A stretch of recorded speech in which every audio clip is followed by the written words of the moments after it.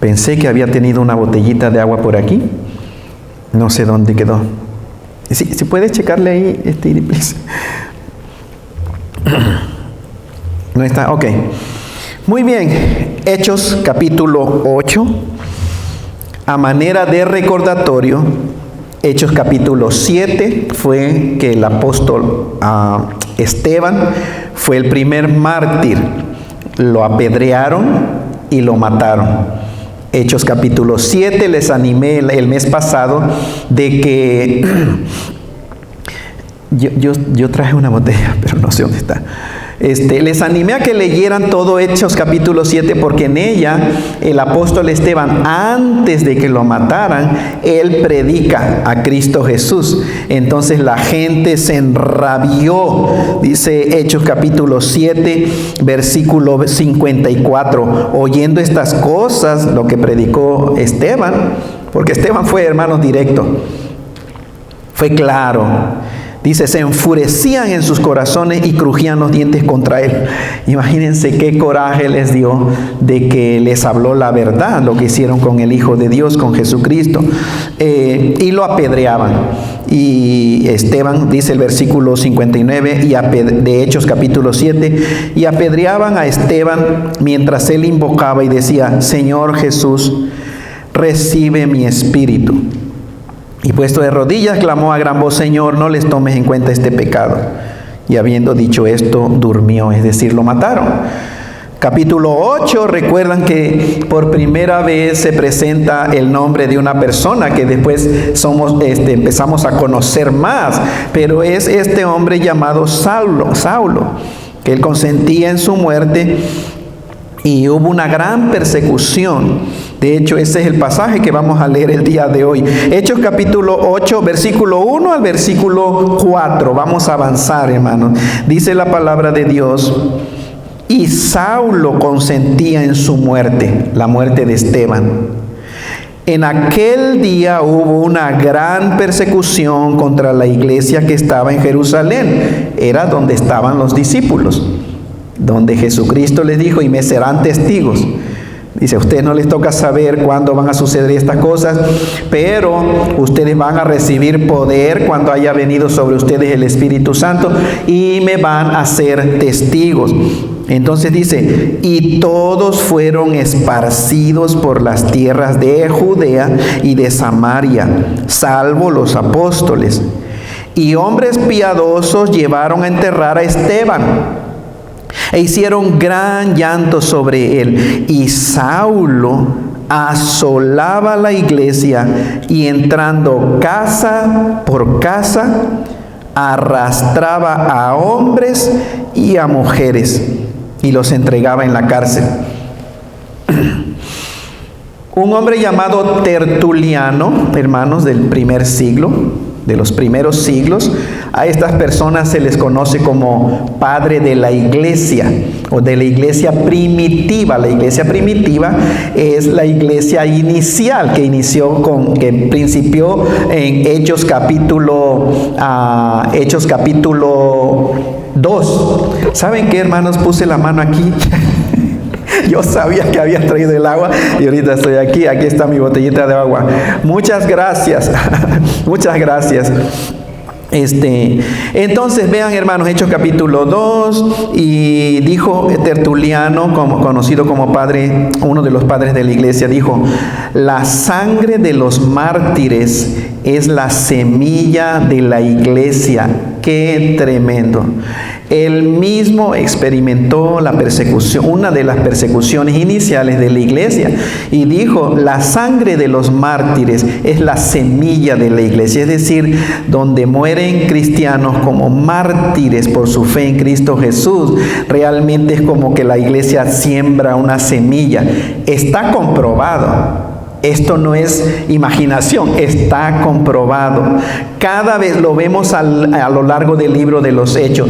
Cada vez que se levantaba una gran persecución contra la iglesia, se multiplicaban los cristianos. Parece una ironía, ¿cierto? Que de algo malo puede resultar en la gloria de Dios. Pero entonces a nadie le gusta ser perseguido por sus convicciones religiosas, mucho menos ser encarcelado y aún matado solo porque uno tiene una fe en Cristo Jesús. Sin embargo, algo que veremos es la persecución de la iglesia resultó en algo bueno, podríamos decir. Lo que acabamos de leer, vean esos versículos, del 1 al versículo 13. Del capítulo 8 del libro de los Hechos. La primera pregunta que generalmente nos hacemos, hermanos y hermanas, cuando leemos las Escrituras es, ¿qué vemos? ¿Qué dice? Es decir, observemos qué cosa está sucediendo aquí estamos comprendiendo lo que está sucediendo. Entonces, ¿qué vemos? Bueno, vemos que se desata una gran persecución en contra de la iglesia que estaba en Jerusalén, ¿cierto? Leyendo esos 3 versículos, se desató y en el texto original dice una mega persecución. Mega persecución, es una gran persecución. Como consecuencia de esta persecución, creo que me faltó leer un versículo, hermanos, y es el versículo 4. Entonces, versículo 3 es Saulo asolaba a la iglesia y entraba casa por casa, arrastraba hombres y mujeres y los metía a la cárcel. Pero el versículo 4 empieza con un pero, un glorioso pero. Dice, pero los que fueron esparcidos iban por todas partes anunciando el evangelio. Entonces, ahora sí, vean, se desató una gran persecución. Como consecuencia de esta persecución, todos, excepto los apóstoles, fueron esparcidos. ¿Por dónde? ¿Por qué tierras? ¿Están leyendo su Biblia, hermanos? ¿Por qué tierras? Pueden contestar. ¿Cómo? Samaria. ¿Y qué otra tierra? Versículo 1, hermanos, ahí dice, todos fueron esparcidos por las tierras de... ¿Pueden contestar, hermano? Tal vez no se sienten, porque generalmente no lo hago así, ¿verdad? Pero ahorita pueden contestar, ¿ok? Quiero que se involucren. Judea y Samaria, versículo 1 de Hechos capítulo 8. Ahora, ¿qué les suena a esos nombres? Porque la iglesia estaba en Jerusalén, pero ahora fueron esparcidos por Judea y la tierra de Samaria. ¿Recuerdan Hechos 1:8? Eso fue el deseo de Dios. Hechos capítulo 1, versículo 8. Cuando le preguntaron, ¿cuándo van a suceder estas cosas? El Señor les contestó, a ustedes no les toca saber cuándo va a ser, pero ustedes van a recibir poder cuando haya venido sobre ustedes el Espíritu Santo y me serán testigos. ¿En dónde? Pero primero, ¿dónde? En Jerusalén, donde estaban en ese momento.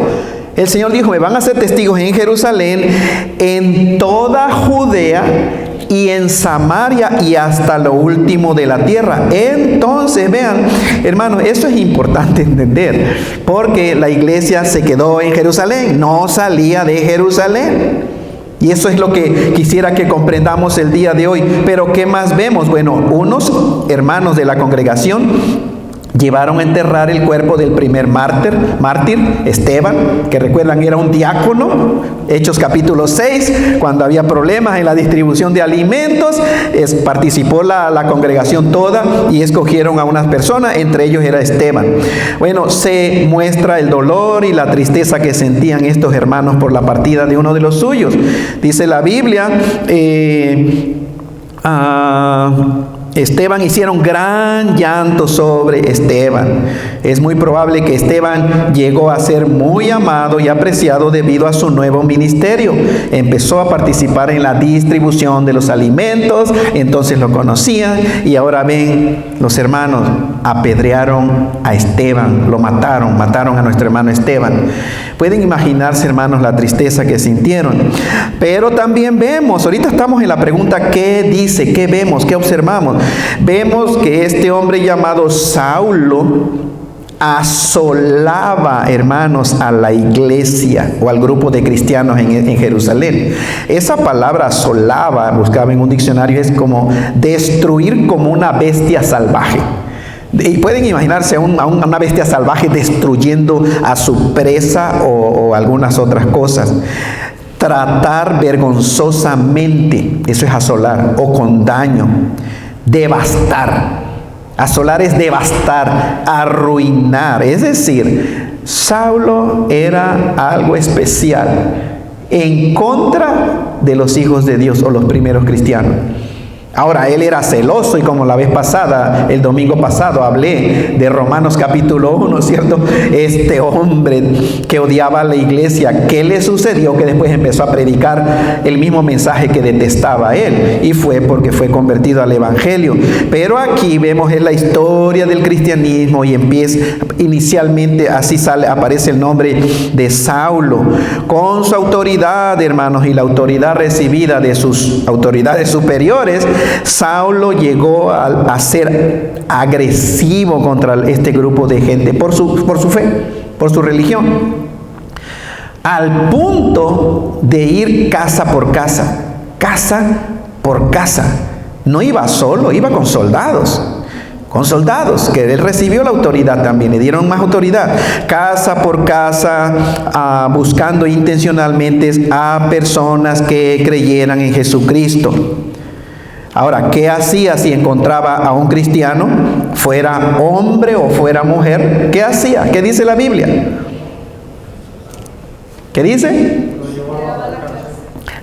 Dice arrastraba, y estoy leyendo la versión Reina Valera 60, pero el versículo 3, arrastraba a hombres y a mujeres. Eso era lo que este hombre hacía, los arrastraba, sea hombre o sea mujer, los sacaba a la fuerza arrastrándolos, los entregaba en la cárcel. No nos equivocaríamos al pensar que este hombre se sentía realizado cuando llenaba las cárceles con gente que creía en Jesucristo, porque él era sincero, ¿cierto? Él era sincero, él pensaba que estaba haciendo bien y servicio y honra a Dios, al mismo Dios de los cristianos a propósito. Pero vean, su entendimiento era equivocado. El de los cristianos era el entendimiento correcto. ¿Por qué? Porque los cristianos seguían a Dios, que es Cristo Jesús, y les reveló la verdad. Entonces, vean, con seguridad pensaba él que estaba haciendo un bien o un acto de devoción a Jehová. Es claro que el gobierno también estaba en esto, porque las cárceles pertenecían al gobierno romano. Los metían a la cárcel. Ellos tenían que estar de acuerdo en encarcelar a estos cristianos. Por último, vemos que los cristianos no se quedaron callados aún cuando iban huyendo por causa de lo que creían. ¿Qué hacían los cristianos? Iban predicando a Cristo, el Evangelio. Iban predicando el Evangelio. Entonces, eso es lo que vemos. Ahora, otra pregunta sería, ¿qué nos dice esto acerca de Dios? Acerca de Jesucristo. Cuando leemos un pasaje así, entonces, ¿dónde queda o qué significa esto? Bueno, algo que podemos ver, hermanos, es que Dios, en su infinita sabiduría y soberanía, Dios permite que la iglesia, su iglesia, sea perseguida y atacada por las fuerzas de Satanás. ¿Entienden? Ya viendo qué dice de Dios, hablando espiritualmente, ¿qué significa esto? Bueno, vemos que Dios está permitiéndolo. Dios permite que su iglesia por ahora sea perseguida por el enemigo, porque ¿quién más está en contra de los designios o los planes de Dios sino el mismo diablo del infierno? Pero el diablo del infierno usa sus agentes para lograr o para tratar de lograr sus objetivos. Vemos dos poderes aquí en conflicto, ¿cierto? Desde aquí me viene a la mente Génesis los primeros capítulos, Dios y su creación, y Génesis 3, pero la serpiente, que habla de Satanás. La serpiente antigua le llama Apocalipsis. Entonces ya vemos ahí Dios haciendo su plan, pero el enemigo. Y aquí también una vez más vemos Dios trabajando por medio de la iglesia, pero Satanás también oponiéndose. Por un lado, Dios en su gracia, deseando que su evangelio, recuerdan que es el evangelio de Dios. Evangelio, buenas noticias de Dios, vienen de Dios, del Dios vivo y verdadero. Por un lado, Dios en su gracia, deseando que su evangelio se continúe predicando para que llegue a todo el mundo. Hechos 1:8. Me van a ser testigos en Jerusalén, en Judea, en Samaria, en toda Samaria y hasta lo último de la tierra. Ese es el objetivo de Dios. Y por el otro lado, vemos que Satanás se opone a que el plan de Dios se lleve a cabo. No es nada nuevo lo que vivimos el día de hoy. Pero ¿qué más, hermanos? ¿Qué más? ¿Qué habla de Dios, de Jesucristo? Vemos al príncipe de la potestad de las tinieblas usando a un líder religioso, a Saulo. Él pertenecía al Sanedrín, al concilio, hermanos, de más autoridad dentro del judaísmo. Pero ¿no les parece interesante o absurdo? Pero es la realidad. El príncipe de la potestad de las tinieblas usando a un líder religioso que, junto con el apoyo de las autoridades o del gobierno, atacan a los creyentes en Jesucristo. ¿Por qué? ¿O con qué propósito hace esto Satanás? ¿Por qué ataca a los cristianos? Para desanimar a los cristianos. Para desanimarlos. Y el desánimo es una de las herramientas o de los tools, herramientas preferidas de Satanás. A Satanás, ¿sabían ustedes que no le importa que tú vengas a la iglesia o que tú vayas a una iglesia cada domingo? De hecho, Satanás te va a aplaudir para que tú vayas a una iglesia cada día, si tuviera la puerta abierta de la iglesia. Pero si estás desanimado, eso es lo que quiere el diablo. Porque ¿para qué sirve un cristiano desanimado, hermano? Como si no fuera cristiano. No predica el evangelio, no es una espina en el talón de Satanás, no somos una piedra en el zapato del diablo. Y el desánimo es lo que Satanás siempre apunta. No importa que hagas esto, no importa que hagas lo otro, no importa religiosamente, vayas a la iglesia, etc. Pero que estés desanimado. No vas a hablar de Cristo Jesús, no te va a apasionar realmente nada de la vida cristiana. Y eso es el objetivo de Satanás, desanimar a los cristianos. ¿Y para qué quiere Satanás desanimar a los cristianos? Para detener el mensaje del evangelio de Dios. ¿Se dan cuenta lo que estamos viendo, hermanos y hermanas? El desánimo no viene de Dios, punto. Punto y aparte. Porque el desánimo viene de Satanás. ¿Cómo está tu vida? ¿Cómo está nuestra vida? ¿Estás animado o estás desanimado? No contestes, pero esta es la respuesta.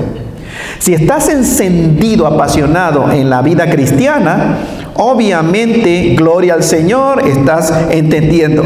Pero si estás desanimado en la vida cristiana y haces follow the motions, es decir, nada más haces lo que se supone que hagan los cristianos, leer la Biblia, ir a la iglesia, eso viene de Satanás.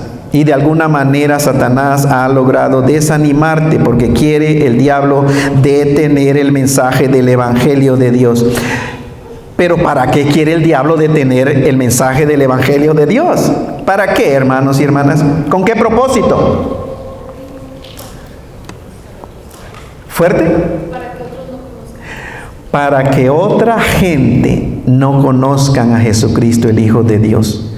Para que la gente no escuche la buena noticia de su alma, de la salvación de su alma. Y él, Satanás, continúe engañando al mundo. Eso es lo que desea Satanás hacer, por eso desea tanto que se detenga el mensaje del evangelio. Entonces, ¿qué vemos aquí, hermanos? Vemos a Dios usando los mismos ataques del diablo. Acuérdense aquí, Hechos capítulo 8, vean cómo está tratando de perseguir a la iglesia, fueron esparcidos, pero ¿qué vemos aquí? Gracias a Dios. Dios usando los mismos ataques del diablo para llevar a cabo su plan. ¿No les parece esto precioso, hermanos? El diablo ataca a los cristianos, pero Dios bendice a los cristianos. Debido o por causa de la persecución, estos creyentes fueron esparcidos por Judea y Samaria. Hechos 1:8, ese era el plan de Dios. Pero los cristianos estaban estaban cómodos, yendo a los servicios de la iglesia, predicando nada más a los mismos, a Jerusalén. ¿Entienden la comodidad, hermanos? Si alababan a Dios. Y me pasa a la mente el día de hoy cantar a Dios el domingo y pasarla bien con los hermanos y hermanas, actividades solamente de cristianos y seguir ahí, nada más nosotros en nuestra burbujita de comodidad.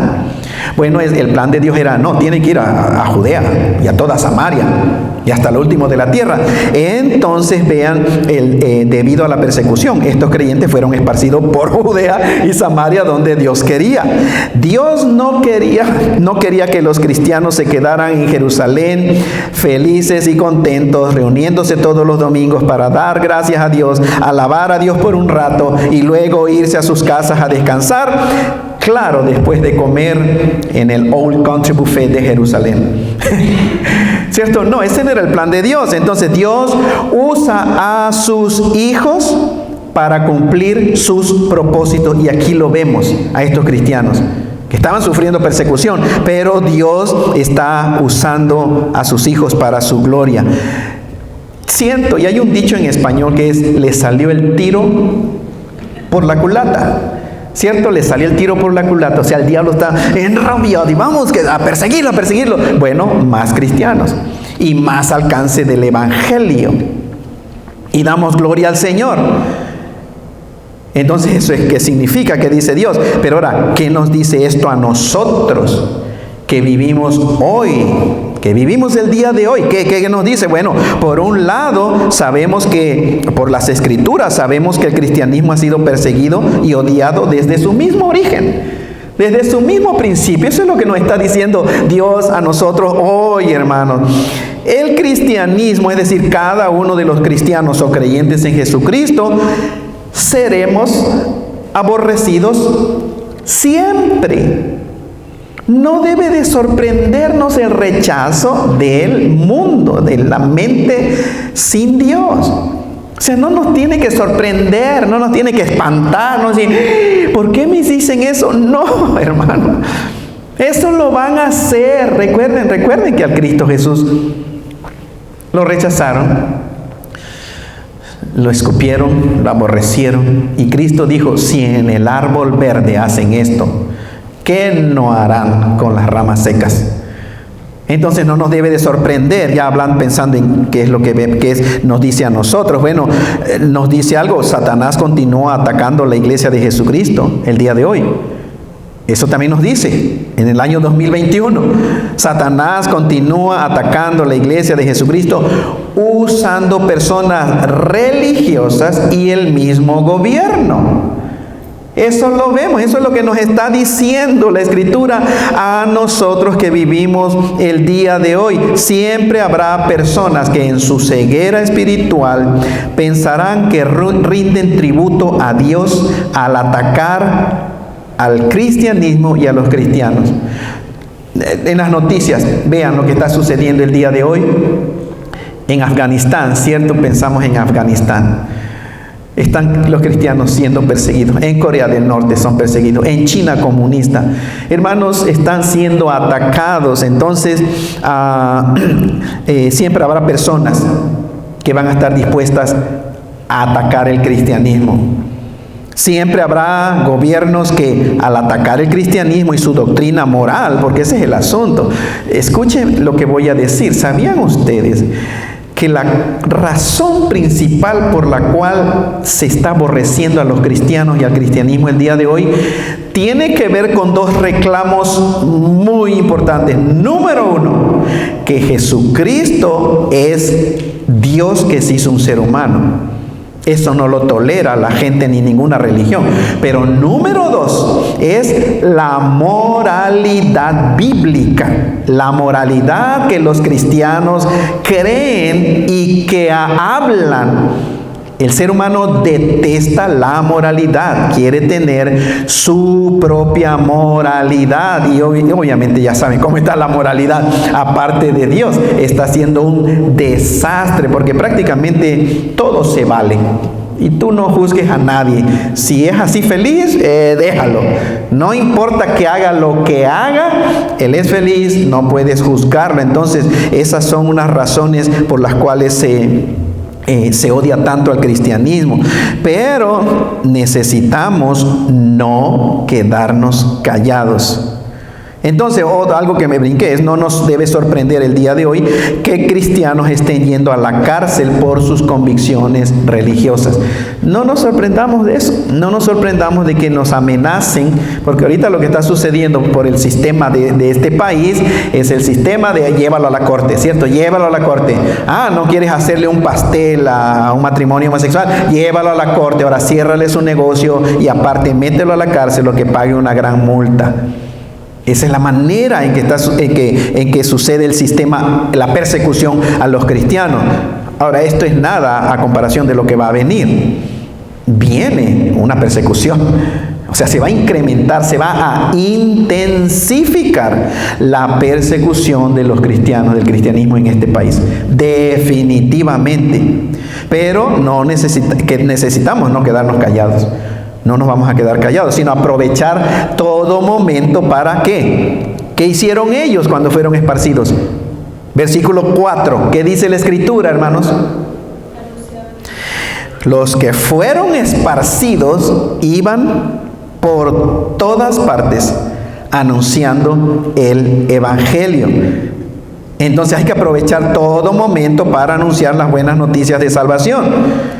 ¿Qué puede hacer un cristiano si lo llegan a meter a la cárcel por su fe injustamente? ¿Qué puedes hacer en la cárcel?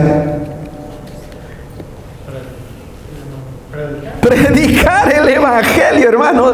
No cuestionamos esto. O sea, si realmente un día alguien va a la cárcel, no se va a quedar callado. O sea, Dios te está enviando a hablarle a esas personas que están en la cárcel, porque de otra manera los cristianos no van a entrar necesariamente. Un cristiano que va ahí por razones injustas como ellos injustamente realmente fueron a la cárcel y los arrastraban, los sacaban de su casa, pero ellos iban predicando el Evangelio. Entonces, aunque sea por algo injusto en la cárcel, no vayas a perder el tiempo de ponerte a llorar y decir es que a mí injustamente esto no es justo. No, aprovechemos si llegara a suceder eso. Habla a la gente del amor de Dios, del Evangelio de nuestro Señor Jesucristo. Predica el Evangelio a los que Dios te ponga en la cárcel. Esas personas tal vez afuera no tienen tiempo para escuchar el Evangelio, ¿cierto? Esa gente que está en la cárcel tal vez no tienen ni deseo de escuchar el Evangelio, pero adentro en la cárcel tienen tiempo de sobra, créanme. Les sobra tiempo. Y aunque no tengan deseo, hermanos, ¿qué otra cosa hacer? Bueno, vamos a escuchar a esta persona, a ver qué cosa dice. ¿Qué se supone que hagamos o que podamos nosotros hacer? En primer lugar, demos gracias a Dios porque la persecución por causa de nuestra fe, por causa de nuestra fe en Jesucristo y su Evangelio, es evidencia de que estamos en el camino correcto. Porque el apóstol Pablo al joven Timoteo le dice: todo aquel que quiera vivir piadosamente en Cristo Jesús padecerá persecución. De manera que si está siendo perseguido de una u otra manera, gracias Señor, porque eso indica que estoy en el camino correcto. Preocupémonos si no sufrimos persecución. Eso debería de preocuparte. Si todo el mundo te aplaude en el internet y en Facebook y todo, en tus vecinos, bravo, es una luz roja, hermanos, porque algo no está bien. Porque todo aquel que quiere vivir piadosamente en Cristo Jesús padecerá persecución. Pregúntenle a Jesucristo. Pregúntenle a los primeros cristianos, ¿cierto? Preguntemos, entonces, estemos conscientes de eso y gracias Señor por la persecución, gracias Señor por los rechazos, gracias por los insultos y las humillaciones por causa de mi fe. Entonces, no te sorprendas si llegas a ser aborrecido por causa de tu fe. Recuerda que aunque la persecución en sí misma no es algo agradable, la misma persecución, Dios está usando la persecución para la gloria de su nombre. Dios está moviendo las piezas del rompecabezas para llevar a cabo sus designios. Y a eso decimos gracias Señor. Si tú quieres usarnos de esta manera por medio del sufrimiento, gracias a tu nombre, Padre. Entonces debes estar preparado para la batalla. Voy a leer versículo 5 al versículo 8, hermanos, de Hechos capítulo 8. Versículo 5 dice: entonces Felipe, descendiendo a la ciudad de Samaria, les predicaba a Cristo. Y la gente unánime escuchaba atentamente las cosas que decía Felipe, oyendo y viendo las señales que hacía. Porque de muchos que tenían espíritus inmundos salían estos dando grandes voces, y muchos paralíticos y cojos eran sanados. Así que había gran gozo en aquella ciudad. ¡Qué tremendo! Entonces la primera pregunta, ¿qué dice? ¿Qué observamos? ¿Qué cosa vemos? ¿Comprendemos esto? Bueno, uno de los diáconos escogidos, Hechos capítulo 6, Felipe es uno que escogieron junto con Esteban. Y aquí Felipe, hermanos, que escogieron para la distribución de los alimentos, va por la persecución a la ciudad de Samaria. ¿Qué se puso a hacer Felipe en esa ciudad cuando iba en la persecución? ¿Qué se puso a hacer Felipe? Les predicaba a Cristo, versículo 5, ¿cierto? Les predicaba a Cristo Jesús. Los samaritanos escucharon con atención el mensaje del Evangelio. Eso es lo que estamos viendo. ¿Por qué? Dice la Biblia, oyendo y viendo las señales que hacía Felipe. Salían demonios, paralíticos y cojos eran sanados. Lucas, el autor del libro de los Hechos, acuérdense que fue un grandísimo historiador, era médico de profesión, historiador por la gracia de Dios. Dice, resume el mensaje del Evangelio, dice que por esta razón había gran gozo en aquella ciudad. Qué tremendo, hermano, por esta razón, por lo que estaba haciendo Dios por medio del apóstol Felipe. Entonces, ¿qué más vemos? Vemos que los primeros cristianos, encendidos y llenos de pasión por predicar al Cristo resucitado, están predicando. ¿Por qué este fuego? ¿Por qué tenían ese fuego, esa pasión estos cristianos? Que honestamente, hermanos, el día de hoy como que no lo vemos, ¿cierto? Porque hay cristianos, pero no se ve mucho esa pasión. Pero la pregunta es, ¿por qué este fuego? ¿Por qué esta pasión de estos primeros cristianos? Porque estaban convencidos de todo lo que predicaban. Ellos estaban convencidos de todo lo que predicaban.